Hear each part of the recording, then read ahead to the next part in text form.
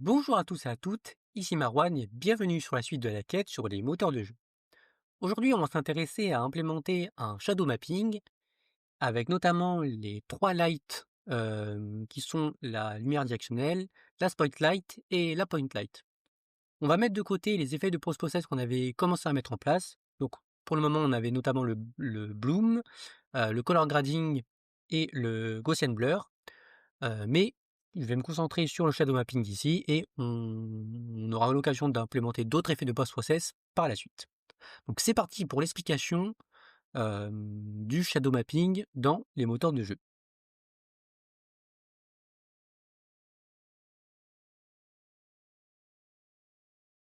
Donc voici les trois types de shadow mapping différents. Donc on a les lumières directionnelles, les spotlights et les spotlights. Mais vous verrez que pour les trois types de lumière, on va plus ou moins procéder de la même façon, avec quelques différences, notamment avec la spotlight, comme vous le verrez par la suite.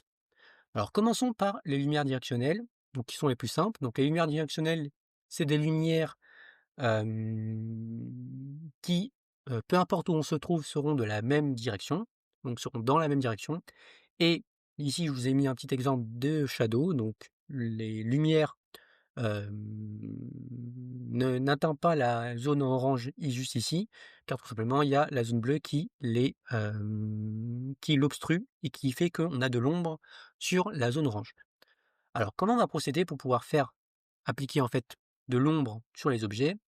Eh bien on va utiliser une depth map, donc une map de profondeur juste ici, heu, pour savoir si un pixel est-il devant ou derrière un objet, ici l'objet bleu. On va utiliser notamment une caméra orthographique qu'on va venir placer en fait au niveau d'une position, d'une certaine position, dans la direction de la lumière. Alors, pour plus de détails ici, je vous ai mis donc la render texture 2D pour pouvoir définir notre depth map ici, hein, la shadow map ici, avec une certaine largeur et une certaine hauteur. Il faut la définir assez grande pour avoir plus de précision. Mais globalement, vous verrez qu'il y a une certaine optimisation à faire pour éviter d'agrandir la texture ici, mais on verra ça après. Alors donc je vous ai mis les différentes donc, paramètres donc de magnification et de wrapping. Pour le wrapping, j'ai mis en repeat, mais vous verrez qu'on va pas laisser ça comme ça et on va passer en come to border par la suite, mais on aura l'occasion de l'aborder plus tard. Et pour donc le buffer qu'on souhaite avoir, hein, ici c'est une map de profondeur, donc on met depth components float. On veut pas de couleur, on veut uniquement la profondeur ici. Alors si vous voulez avoir des détails sur l'implémentation d'une render texture, et notamment avec les frame buffers, je vous invite à aller voir la vidéo sur le sujet. Si vous ne savez pas ce qu'est un frame buffer et comment faire un rendu hors écran. Donc comme je vous ai dit, on va utiliser une caméra orthographique juste ici pour pouvoir rendre notre depth map ici. Vu que les lumières directionnelles sont justement dans la même direction et la caméra orthographique va justement permettre cela. Donc, on va placer en fait une caméra à une certaine position ici, de manière à ce qu'on puisse englober un peu toute la scène. Donc, la caméra ici, elle va regarder en fait vers target pose dans la direction. Donc, pour pouvoir définir la position de la caméra, donc ça c'est la caméra virtuelle, eh bien en fait je vais prendre target pose juste ici, hein. Je stocke tout dans ma lumière directionnelle, que ce soit la shadow map ici, que ce soit les paramètres de target pose ici, et la distance en fait entre target pose et caméra position ici, je la stocke juste ici, get shadow distance. Donc faut mettre des valeurs assez conséquentes, notamment également pour la caméra size, donc en fait la taille de la caméra orthographique, il faut que ça soit assez conséquent pour que ça puisse prendre une grande partie de la scène. Et la phare, donc phare ici, caméra phare doit aussi être assez conséquent pour avoir toute la zone ici, et caméra near également ici. Donc ça c'était pour la caméra orthographique, donc on définit une caméra orthographique virtuelle pour la lumière directionnelle. Et nous, ce qui va nous intéresser, c'est rendre la scène depuis cette caméra, hein, donc cette caméra, vers cette château map. Donc pour ce faire, eh bien, on va faire comme d'habitude, comme on avait fait dans la vidéo sur les frame buffers. On va bind le frame buffer, on va définir un viewport, donc shadow depth, on va prendre toute la taille de notre depth map. On va clear, parce qu'il faut clear à chaque fois, et on va rendre notre scène ici. Donc quand on va rendre notre scène, on va la rendre avec une rendering pass shadow map ici, et à la fin on fait un swap buffer, car tout simplement, quand je rends moi ici, j'ai un back buffer et un front buffer, au cas où j'utilise en même temps que j'écris dans la shadow map. C'est pas forcément utile. Je peux désactiver si je souhaite activer le double buffering de ma render texture, mais je vous invite à aller voir en détail la vidéo justement sur la render texture. Donc on spécifie un pass rendering pass type ici, et on va le faire ici. Alors, donc là pour le moment j'ai deux passes différents, soit j'ai le pass par défaut default rendering qui va se passer ici, soit j'ai le pass shadow map ici qui va se passer ici. On va utiliser non pas le shader du mesh renderer, mais on va utiliser le shader shadow shader. Donc il y aura un vertex shader et un fragment shader dédié. Donc, vous verrez qu'ils sont tout simples et ils ne sont pas compliqués par rapport au rendu normal, parce que tout simplement on n'aura pas besoin de lumière. Alors donc là j'ai un peu décomposé en trois étapes. D'abord je définis les états OpenGL. Donc désactive le blending, je désactive le stencil test, j'active le depth test parce qu'on veut écrire dans le profondeur, j'active le depth mask parce que également on veut écrire dans la texture de profondeur. Le color mask, je désactive tout à false parce qu'en fait j'ai pas besoin de couleur. Le cull face, je l'enable. Et le polygon mode, je mets en fill pour avoir des trucs remplis et pas juste des bordures. Ensuite, j'envoie les données que je souhaite avoir. Donc, comme pour le vertex blinflong, le vertex shader de blinflong, eh bien on va faire comme d'habitude, hein. Ce qu'on souhaite, c'est transformer les coordonnées locales de chacun de nos objets dans, avec la matrice modèle, hein, pour pouvoir les afficher par rapport à la caméra. Donc on envoie la matrice modèle et on envoie également la matrice MVP juste ici. Vous verrez qu'on aura besoin que de la matrice MVP, la matrice modèle, on aura besoin que pour les point light, mais là je l'ai mis ici. Et ensuite j'appelle GLDrawElement pour pouvoir dessiner nos objets. Alors le vertex shader de Shadow Map Shader qui est ici, eh bien il est tout simple, je vais juste multiplier vertex in local space fois MVP, hein, comme j'ai dit, hein. On transforme les vertex de l'espace local vers l'espace de clip. Et dans le fragment shader, j'ai rien à faire car tout simplement la valeur de profondeur est automatiquement écrite par OpenGL juste après le vertex shader dans la depth map. Donc moi je garde la valeur par défaut. Et ensuite, une fois que j'ai cette depth map, je vais pouvoir l'utiliser dans mon mon fragment shader d'illumination, donc l'illumination de Blinfong. Donc voilà l'illumination de Blinfong, le vertex shader. Ce que je vais avoir besoin ici, c'est un vector 4 pose light space. En fait, je vais récupérer par exemple le point qui se trouve ici, là. Et bien quand je vais le transformer en fait en espace local par rapport au frustrum là de la caméra. Donc ça va être utile notamment qu'on va pouvoir vérifier en fait la distance entre ce point là et la caméra position en Z, et la distance entre là, le depth buffer ici. Donc on va faire juste une comparaison, hein. Si cette valeur si la valeur du depth buffer est inférieure à la valeur qu'on aura récupérée ici, eh bien on est dans l'ombre. Ici c'est pas le cas, on n'est pas dans l'ombre. Donc c'est pour ça que ici, hop, dans le vertex shader pose light space, je multiplie pose h qui est la position en monde, pose x, pose y, pose z, c'est bien la position en monde, si vous voyez ici, hein. Vertex in world pose ici. Je fais juste une petite conversion en coordonnées homogènes pour avoir la transformation ici, avec la matrice de projection et la matrice de vue qu'on avait définie, hein, juste ici, projet vue. Et voilà à quoi ressemble le fragment shader pour la structure de la lumière directionnelle. J'aurai besoin de la depth map, hein, bien sûr. des paramètres de shadow, ça sera des paramètres par exemple, donc la valeur X et Y pour le moment on va pas le voir, mais la valeur Z et W c'est la NIR et la phare. Une blur résolution on va le voir plus tard et ce qui est important ici c'est invec4 pose light space pour pouvoir récupérer la position du fragment dans l'espace de la lumière directionnelle.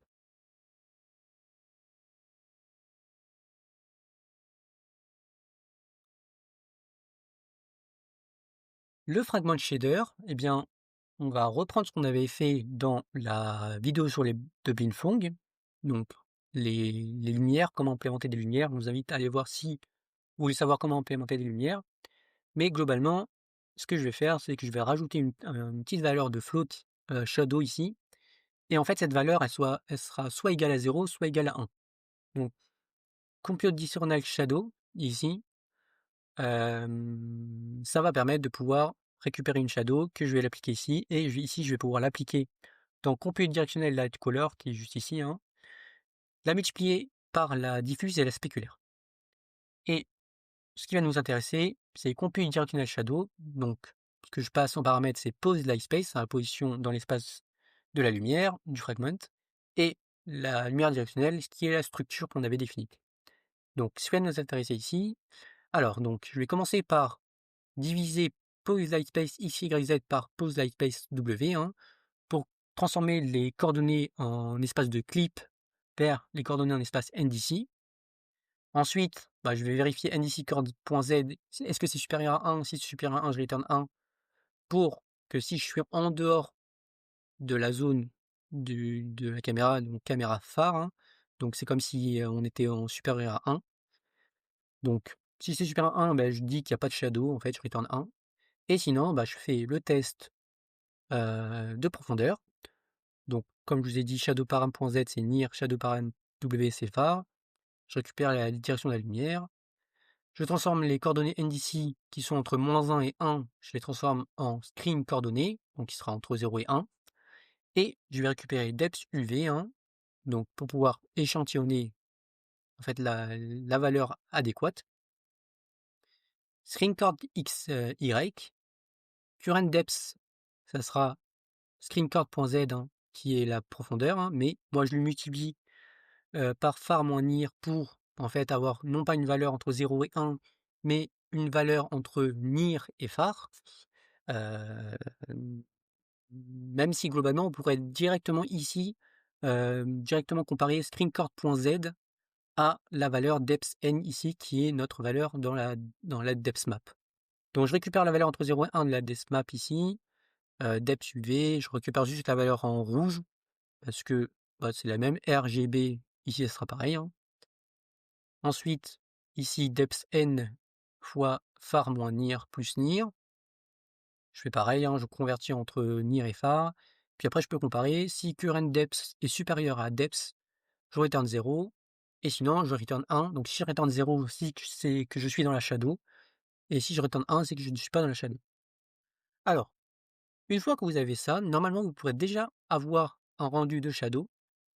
Mais vous verrez que vous avez des problèmes ici, c'est ce qu'on appelle un problème d'acné et globalement, pour pouvoir régler ce problème d'acné, on va utiliser notamment ce qu'on appelle un billet, pour pouvoir décaler en fait, la current depth.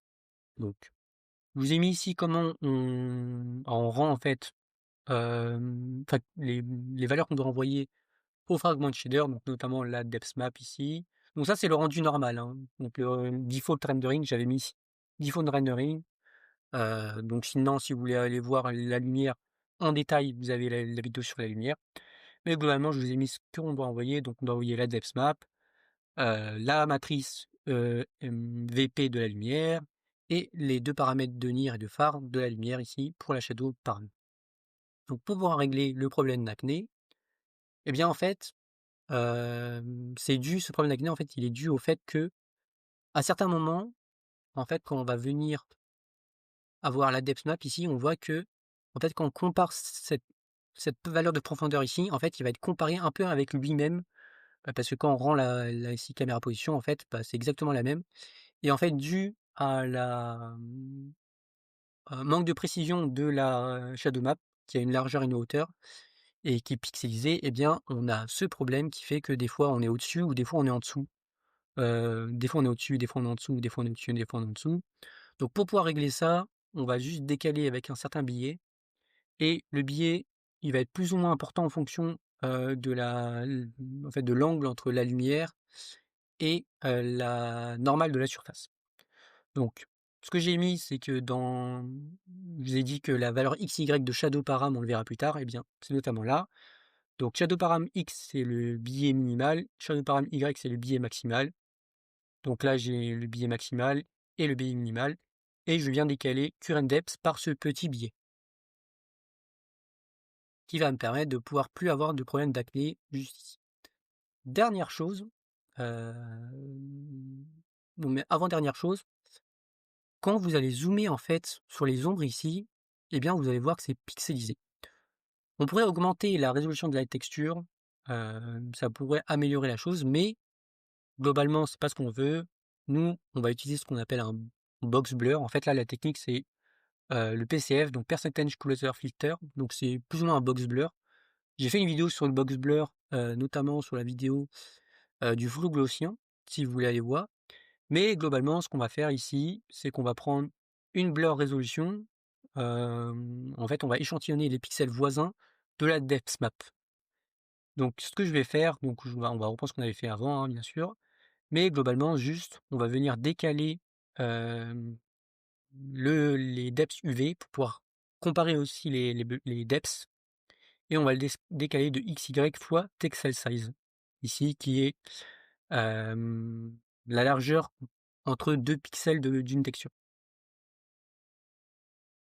Enfin en espace 0,1. Et à la fin, j'oublie pas de diviser de diviser la valeur, donc à chaque fois je mets 1 par simple count, qui va me donner en fait là, cette fois-ci non pas une valeur enfin soit une valeur 0, soit une valeur 1, mais une valeur entre 0 et 1 en fonction, c'est pour ça qu'on a un flou ici, de l'échantillonnage ici. Et ça va permettre d'avoir un truc plus ou moins smooth, plus ou moins, pas flou, pour avoir un meilleur rendu ici. Et dernière chose, donc vous voyez que c'est assez simple en fait à implémenter un shadow, c'est juste ça quoi, plus les 2 vertex, vertex shader, command shader, juste ici, pour la depth map. Et une fois qu'on a une depth map, en fait, voilà, on applique juste ça pour la shadow. Et dernière chose à voir, c'est imaginons que notre, camera size, en fait, elle ne couvre pas toute la scène.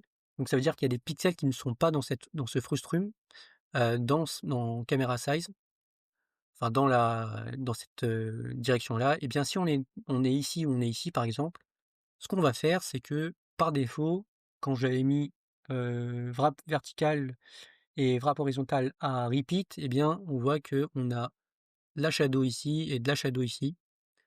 Globalement donc c'est pas ce qu'on veut nous. Ce qu'on veut, c'est qu'on ait pas de shadow en fait ici et ce qu'on va faire, c'est qu'on va venir faire clamp to border et on va définir une bordure à notre depth map 1, 1, 1, 1, 1. Pourquoi 1? Tout simplement parce que, bah, si 1 correspond, 1 correspond en fait tout au fond de, comme si en fait on était comme si la depth elle se trouvait tout au fond. Donc ça va permettre de ne pas avoir de shadow ici. Donc c'est comme si on comparait cette valeur à cette valeur-là et on voit bien que cette valeur-là ne n'obstrue pas cette valeur-là. Donc c'est pour ça qu'on met 1, 1, 1 et dans OpenGL, on peut le faire facilement. Définir une bordure avec OpenGL, juste on définit GL Texture Border Color et il définit une border color comme ceci. C'était à peu près, tout pour les lumières directionnelles et là normalement vous avez des shadows, donc les lumières directionnelles c'est le plus importante, mais on va voir également les spotlights et les point light. Alors la spotlight, donc, va être différente de la lumière directionnelle, hein. Les lumières ne sont pas, équivalents, là où on se trouve, donc là on voit bien que c'est différent et notamment on voit bien que la shadow elle est beaucoup plus grande que si on était en directionnel, on aurait la taille de la shadow sera la même taille en fait que cette, distance-là. Et pour ce faire, on va pas utiliser une caméra orthographique, mais on va utiliser une caméra perspective.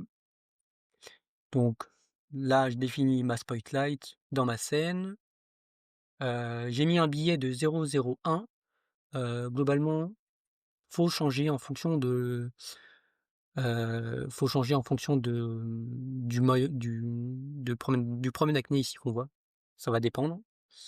Et globalement, dans ma lumière directionnelle, moi, je l'avais fait, hop, ici, j'avais mis, ici, voilà, je l'avais mis le min bias à 0,005 et le max bias à 0,05.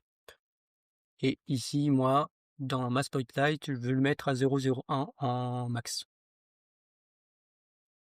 D'ailleurs, faudrait le même mettre, ouais, en max, j'ai mis en 0,01 et pas en 0,05. Moi, j'ai pas besoin de plus. Parce que plus tu mets loin et bah, plus tu vas écrêter en fait la shadow, donc c'est pas forcément ce qu'on veut.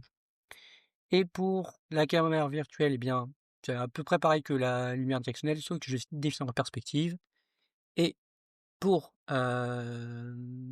envoyer mes données à mon shader Beanfeng, bah, je vais le faire comme ceci.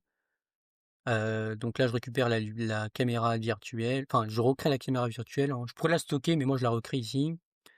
Et ensuite, je définis la Light VP qu'on aura besoin également, hein. On fait exactement ce qu'on avait fait ici, hein.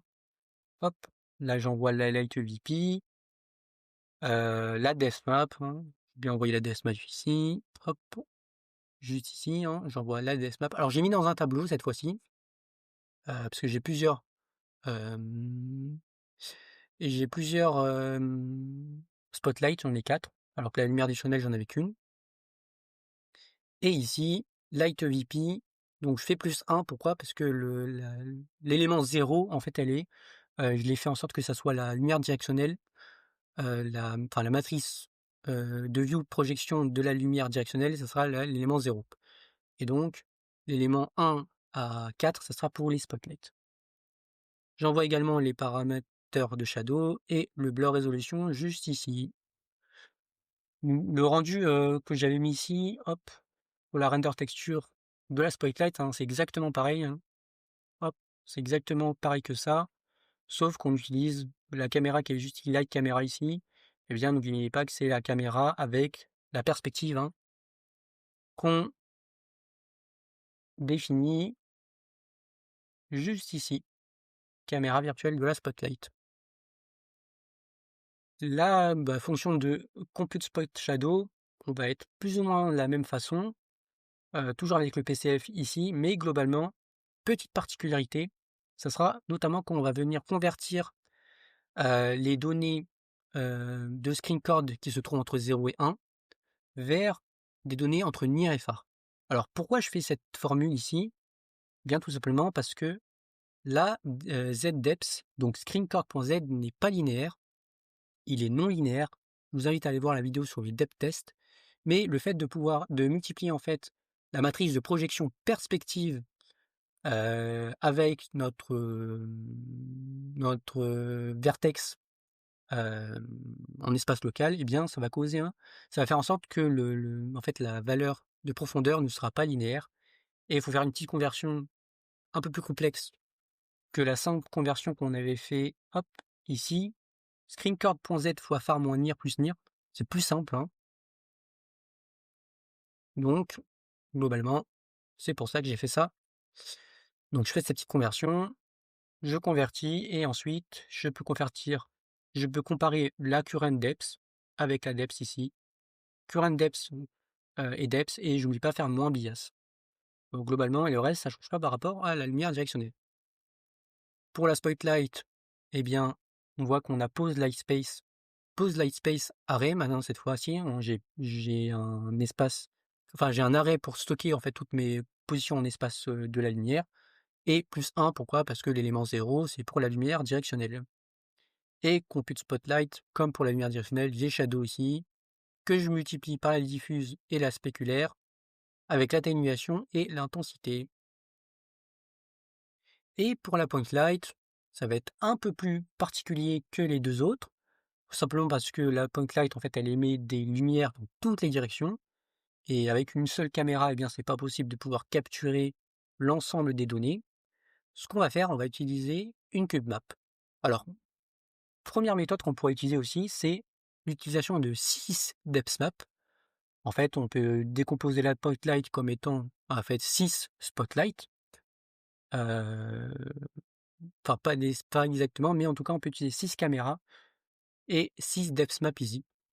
Et globalement, ça va faire beaucoup trop de calculs dans le fragment de shader Blindfong. Et il faudrait en fait parcourir les 6 caméras, tester est-ce que les profondeurs à chaque fois, etc. Donc c'est pas la chose à faire. Nous, ce qu'on souhaite, c'est échantillonner une seule fois ici et pas faire 6 tests ici. Alors ce qu'on va faire, donc on va rentrer dans une cube map, car tout simplement une cube map en fait c'est se composer de 6 classes, et c'est ce qu'on souhaite. Et pour rendre dans une cube map, on va devoir créer une nouvelle classe qui est render cube map. Donc je vous invite à aller voir la vidéo sur les render textures pour avoir plus de détails, mais globalement, ce que j'ai fait, c'est que j'ai mis render cube map comme étant enfant de render texture, et j'ai mis également render texture 2D comme étant enfant de render texture. Mais globalement, render texture, je vais vous montrer directement dans le code. Render texture, juste ici, je vous montre .h. Bon, globalement, les fonctions ne changent pas hein, de render texture. Hein. C'est juste des classes. Hop, si vous voulez voir, hein, ça va appeler cette fonction qui va être la fonction la plus importante, qui est attache texture buffer. Et c'est là où ça va différer entre la render texture 2D et la cube map. Mais globalement, je vais un peu dézoomer, comme ça vous voyez. Tout le reste, hein, c'est un peu pareil. Sauf qu'on a des fonctions virtuelles ici, celle-là, le resize de la cube map ou de la render texture 2D, le swap de buffer en virtuel et détache buffer en virtuel. Et sinon, toutes les autres fonctions, c'est exactement pareil. Bind frame buffer, hein, c'est juste un. Vous voyez, j'ai le bind frame buffer tout simplement. Si je vous montre, je reviens dans le cours, hop, je vous montre l'attache texture buffer. Donc, j'ai mis en commentaire les trucs qu'on avait déjà vu dans render texture 2D. Donc, je vais bind le frame buffer. Ici, je vais gérer la gestion de l'ID de la texture que je souhaite générer. Donc, ça va être plus ou moins la même chose. Et quand je vais bind la texture, je vais spécifier que c'est une gel texture cube map. Et je vais générer en fait 6 textures, 6 sous-textures pour pouvoir définir la cube map en fonction de l'axis. Ici, gel texture cube map positive X plus I. Donc I, c'est voilà l'index. Et X, simplement, pourquoi je fais ça? Si je vais dans cube map, hop, que je vais dans attache render texture. D'ailleurs, je vous montre un peu le reste, mais j'avais mis des trucs en commentaire. Et là, on voit que les 6 faces sont côte à côte, c'est pour ça que je fais plus I. Donc, si vous voulez avoir aussi des détails sur les cube maps, j'ai fait une vidéo sur les cube maps. Et ensuite, je spécifie des paramètres. Bon, je vais vous montrer quand même. Les paramètres, c'est les voici. C'est exactement les mêmes que j'ai fait pour les render texture 2D. Hein. La bordure, les trucs de minification, les bitmaps. Il y a peut-être des paramètres qui ne marchent pas pour les cube maps, mais globalement, je les ai laissés comme ça.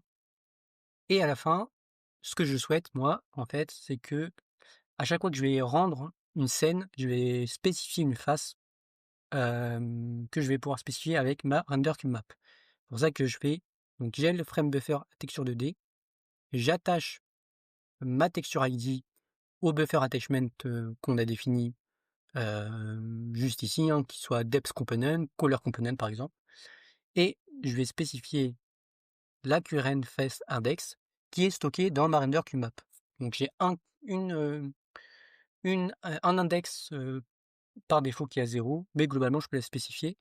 Vous verrez que dans Learn OpenGL, ils font un rendu dans la cube map une seule passe, notamment en utilisant les géométries shaders.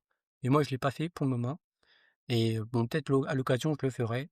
Quand on abordera les shaders géométriques, on pourra s'attaquer à ça. Mais globalement, juste avant, c'est juste avant le if double buffering. Donc je rappelle que mes render textures, ils sont double bufferés. Enfin, je peux l'activer en fait. Si je souhaite avoir double buffer, Et double buffer, ça signifie quoi? C'est que là, ici, en fait, on a le front buffer et là, globalement, c'est la même chose, sauf que j'ai un autre texture ID, hop, qui sera le ici, donc le front buffer ici. Et en fait, moi, je rends la plupart du temps d'abord vers le back buffer et après je swap avec ma fonction de swap. Ma fonction de swap, je peux vous la montrer. Blitz, swap buffer, voilà, en fait, je vais juste intervertir mTextureID avec, hop, avec back buffer, j'intervertis et j'oublie pas de respécifier en fait l'ID à la face sélectionnée ici. Mais ça, je l'ai déjà abordé dans la vidéo sur les renders textures.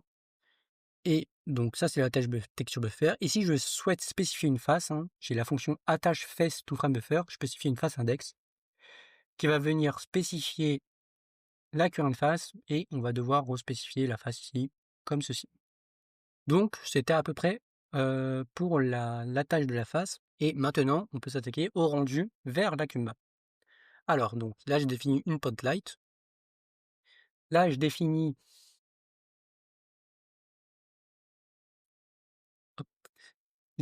ma render cube map, hein. Donc je définis point et point pour les minifications et magnifications. Et pour le wrapping, je mets clamp to edge et plus clamp to border. Bah, tout simplement, j'ai plus besoin de bordure et même clamp to edge sera pas forcément nécessaire parce que je vais jamais me trouver en dehors de la cube map ici. Donc, mais pas forcément d'intérêt ici. Et donc attaque jet texture buffer. Oui, bah, j'attache toujours un depth component, hein. Moi, j'ai toujours une depth map, mais cette fois une cube map, hein. La caméra virtuelle de ma point light, je la définis en perspective avec un angle de 90.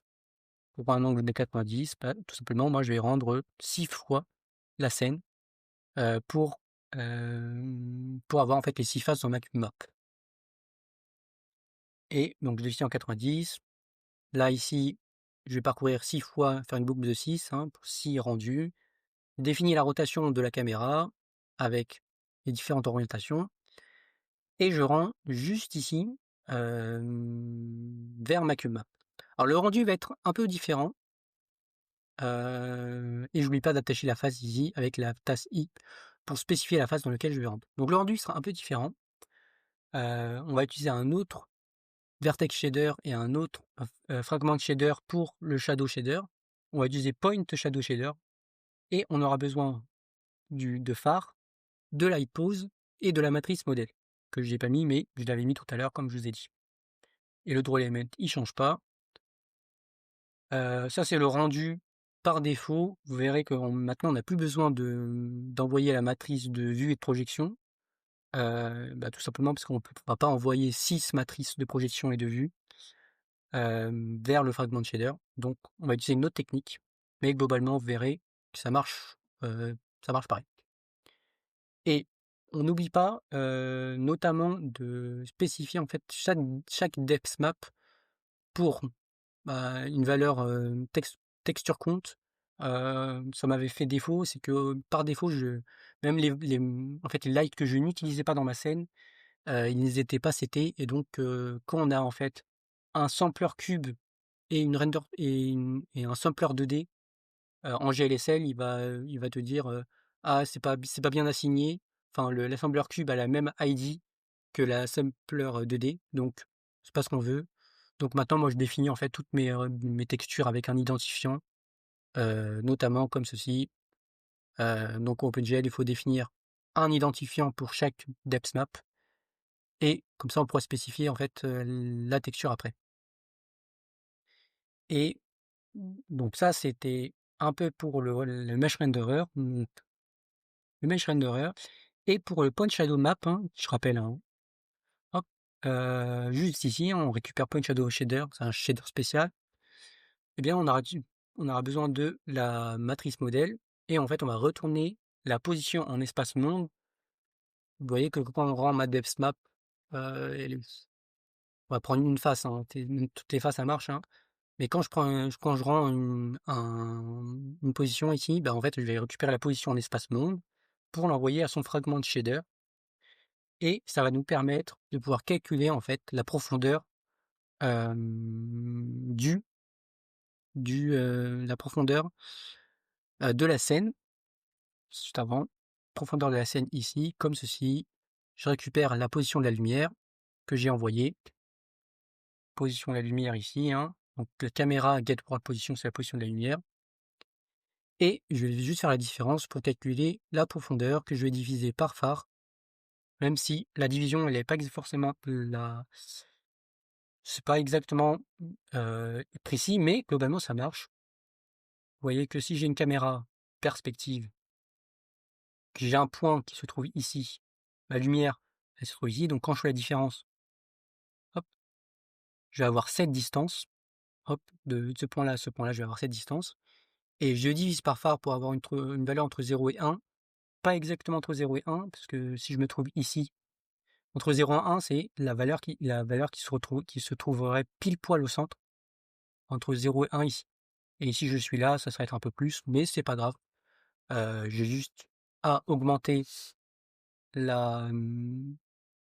Si je veux prendre vraiment toute la scène, j'augmente la taille de la phare de la caméra. Donc je divise par phare, et ça va me définir la profondeur du fragment. Pour maintenant la partie du blind fong pour le point light, je vous ai mis le vertex shader, tout le vertex shader complet, notamment j'ai pas rajouté de trucs pour la point light en particulier, mais je vous ai mis les tableaux que j'avais dit que maintenant c'est des tableaux. Light VP des tableaux, donc j'ai 5, hein, une lumière directionnelle, 4 lumières en spotlight, et là je multiplie pour avoir spotlight space array ici, que je récupère juste ici. Pour la point light, on va s'intéresser aux 4 derniers paramètres. Les 3 premiers paramètres, vous les connaissez. Blur offset, ça va nous permettre de faire du blur, mais pour une cube map, vous verrez. Et ce qui va nous intéresser, c'est compute point shadow, qui va être un peu différent, même si globalement on utilise toujours du PCF juste ici. Là, c'est pour la valeur normale, donc j'ai différencié si je souhaite avoir juste un échantillonnage ou si je souhaite faire un PCF, on peut également le faire. Et j'ai également rajouté la possibilité de pouvoir ne pas appliquer de shadow à mon objet en définissant blur résolution à -1. Je récupère la lumière directionnelle juste ici, IDIF world pose mon P-light position. Ici, ça va me permettre de pouvoir connaître en fait, si je vous montre, hop, je vais vous montrer, donc là je définis, hop, on va faire, là je définis, donc je vous rappelle, là c'est une caméra, donc il y a un angle droit ici, il y a un angle droit ici, bon c'est pas très bien fait, hein. Là il y a un angle droit ici, hop, donc là c'est mes 4 caméras, il y a les caméras aussi je crois qui ont en avant et en profondeur, mais si j'ai 4 caméras, et que si je me situe ici, si light diff, c'est ça, hein, ce vecteur-là, light diff d'ici, eh bien, je vais récupérer en fait l'axis qui se trouve en fait ici, ce sera de cet axe-là. Si je me trouvais ici, en fait, si light diff c'était comme ça, eh bien, ça va me récupérer ce vecteur-là, etc. Et pourquoi je fais ça? Eh bien, c'est pour pouvoir définir est-ce que je me trouve en dehors du frustum de la caméra. Et en fait, je vais juste faire une projection de ce vecteur-là sur l'axis. Donc c'est pour ça que juste après, hop, je fais light diff sur axis, qui est une projection, et je vérifie si on est en dehors de NIR ou de phare. Et sinon, si c'est le cas, eh bien, je retourne 1 pour 0 pour dire qu'on n'a pas de shadow. Ici, bon, bah, c'est le point shadow classique, mais globalement, qu'est-ce que je fais? Eh bien, vous voyez que current depth, cette fois-ci, je le calcule pas comme on avait fait avec les coordonnées en screen, tout ça, mais je vais directement prendre light diff ici, je prends la longueur, hein. Pour ça que, hop, pour ça qu'ici on faisait lens ici. Alors cette méthode, on peut également le faire avec la lumière directionnelle et la spotlight, mais c'est pas forcément le plus précis ici, mais c'est pas grave, ça marche quand même. Et cette fois-ci, on va non pas échantillonner une texture 2D, mais une texture 3D avec sample pose, et je récupère light diff pour quand j'ai light diff, en fait, ça va juste prendre la position, hein, qui se retrouve ici, hop, la couleur qui se trouve ici dans ma cube map, hein, je rappelle. Et j'ai fait une petite particularité, c'est que là, j'inverse la valeur Y. Alors pourquoi j'inverse la valeur Y? Parce que ça fait en sorte que, en tout cas dans ma configuration, dans mon moteur de jeu, je peux vous montrer. Hop, on va mettre la point light ici, on va l'activer. Hop, ça on va mettre à true et globalement je vais mettre en commentaire tout ça. Bon, ça aurait pu être un peu plus propre. J'aurais pu définir 3 scènes, une scène pour la spoil, une scène pour la directionnelle et une scène pour la point, mais c'est pas grave, c'est parce qu'il nous intéresse ici. Et je vais désactiver la lumière directionnelle. Je peux vous montrer. Hop, je désactive, je lance.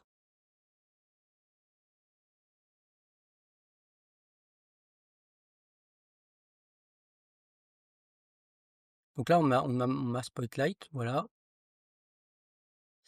Enfin, ma point light, justement. Mais globalement, si je vais dans donc, je vous montre un peu. Hop, quand je charge mes shaders ici. Point shadow, donc les shadow shader, c'est pour la, la directionnelle et la spoil. Et globalement, nous, ce qu'on veut, c'est ce shader-là, qui est rendu de Blinkfong shader. Et qu'en fait, quand je vais dans le shader qui est dédié, Blinkfong shader fond.frag, compute point shadow ici, hop, que je mets l'offset, hop, ici. C'est pour le PCF, vous le verrez par la suite. Mais si je mets comme ça, vous verrez que c'est en fait, la texture en fait, elle est inversée et on voit qu'il y a de l'ombre là où il ne devrait pas en avoir. Donc, pour ça que moi je l'ai inversé. On pourrait peut-être mieux le faire, mais globalement, moi je l'ai fait comme ça. Et l'important, c'est que ça marche ici. Alors, donc, je vais prendre l'IDIF, je vais échantillonner dep n, je vais multiplier par phare, comme je vous rappelle, on avait divisé par phare ici. Donc, on le multiplie par phare par la suite.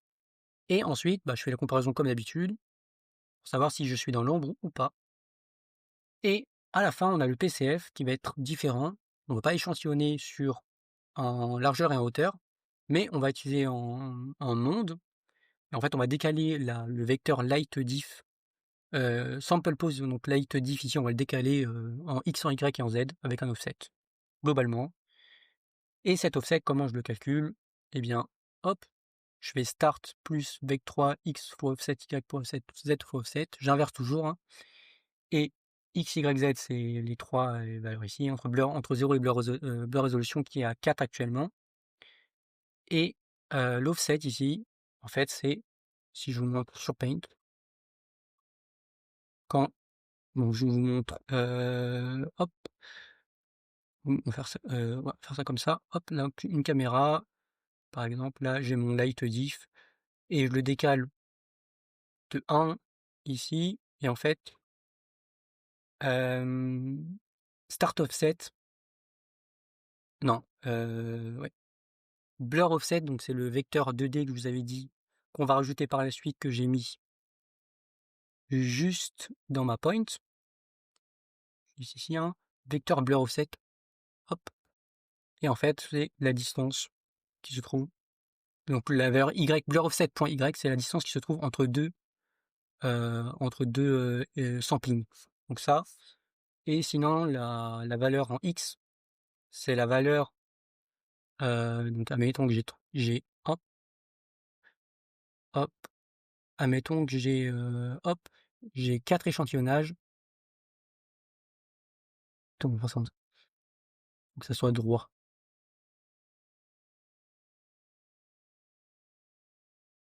Ah, hop, bon, c'est pas forcément la meilleure façon de faire, c'est juste la moitié en fait de la distance.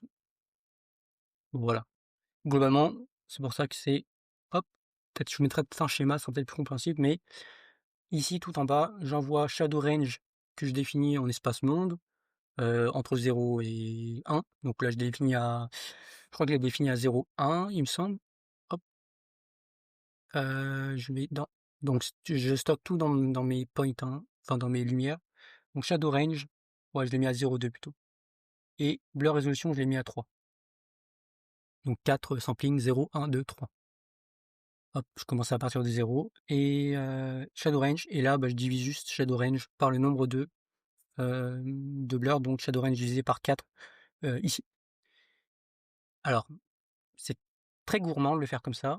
Learn OpenGL utilise une autre méthode, une simplification qui n'est plus dynamique par contre, mais ça fait l'affaire. En fait, les offsets, il va les calculer avec, il va les définir de manière arbitraire, enfin pas arbitraire, mais en utilisant des valeurs assez précises. Hop, je vous montre. Il utilise en fait ces offsets-là, qui correspondent à 20 samplings au max, comme si on avait 64. Pourquoi on peut faire ça? Tout simplement parce qu'en fait, quand tu fais l'échantillonnage de la cube map ici, en fait, il y a des fois, il y a des, on va récupérer plusieurs fois en fait la même profondeur, par exemple. Ah, si je vais, hop, donc quand j'ai ces deux directions ici, en fait, je vais récupérer la même profondeur qui se trouve ici. Donc, c'est pas, c'est c'est pas ce qu'on veut. Enfin, c'est inutile de faire ça. Donc, c'est pour ça que Learn OpenGL, il a défini directement des offsets par défaut. Ça supprime un peu la dynamique de pouvoir spécifier en fait une résolution ici. Hop.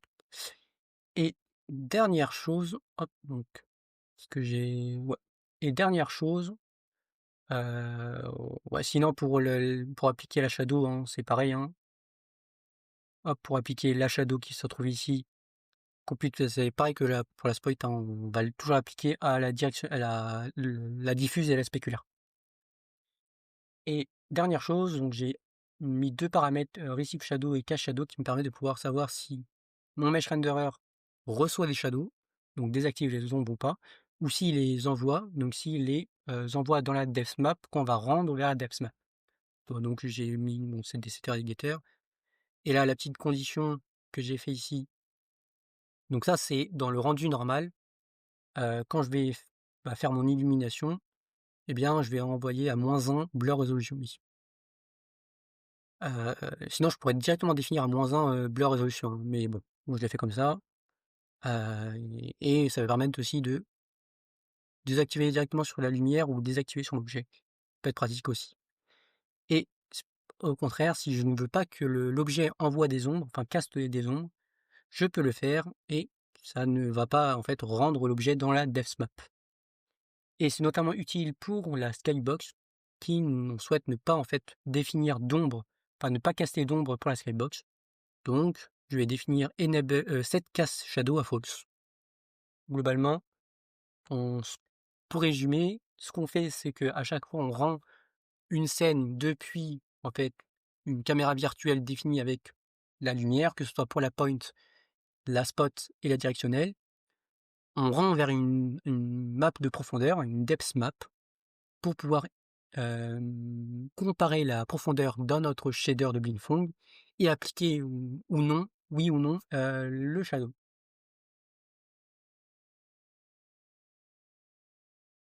N'hésitez pas à me dire ce que vous avez pensé de cette vidéo. Faudra que je vois si je continue cette série sur les moteurs de jeu. Je ne sais pas si je vais commencer un projet ou pas. En utilisant notamment ce moteur de jeu, un projet viable, pourquoi pas ici. N'hésitez pas si vous avez si vous avez envie que j'implémente des jeux, certains types de jeux avec ce moteur de jeu.